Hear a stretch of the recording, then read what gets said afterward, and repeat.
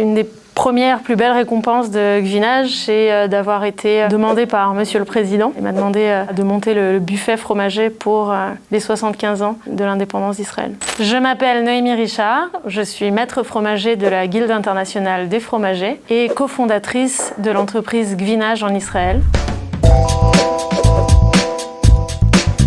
Gvinage, c'est d'abord aller à la rencontre des fromagers. Depuis 2 ans, la mission a été de découvrir les fromages, de découvrir les arômes, la typicité en fait du terroir israélien. Et à partir de là, de sélectionner des fromages pour pouvoir les mettre en valeur. C'est aussi les accompagner les producteurs à pousser la qualité, à aller vraiment chercher les arômes, l'affinage qui correspond au palais et à l'attrait des Israéliens et des consommateurs en général.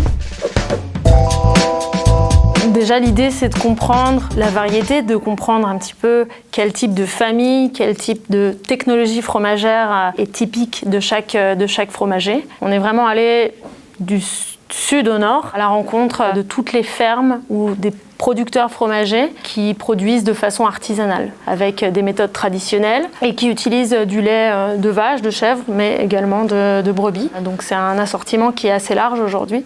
Dans sa diversité de techniques fromagères, on a des bleus, on a des pâtes molles, on a des fromages de type pâte pressée, et puis dans sa représentation du terroir israélien.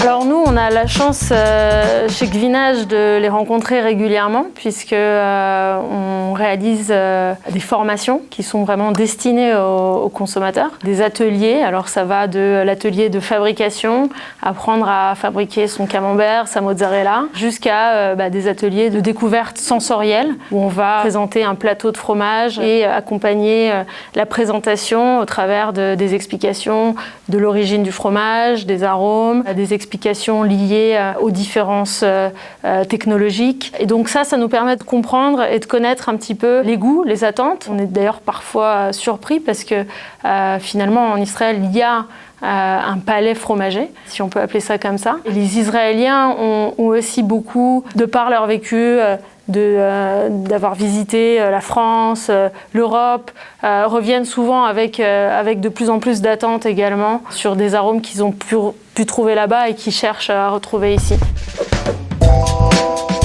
Dans la partie atelier, nous en fait on a des partenaires à Tel Aviv, à Haïfa, des restaurants, des boutiques de vin qui sont des lieux où on réalise justement ces formations. Donc on communique régulièrement sur nos réseaux sociaux, sur le site web de Gvinage, les ateliers qui se mettent en place et toute personne qui veuille s'inscrire et apprendre, rentrer dans cet univers fromager est le bienvenu.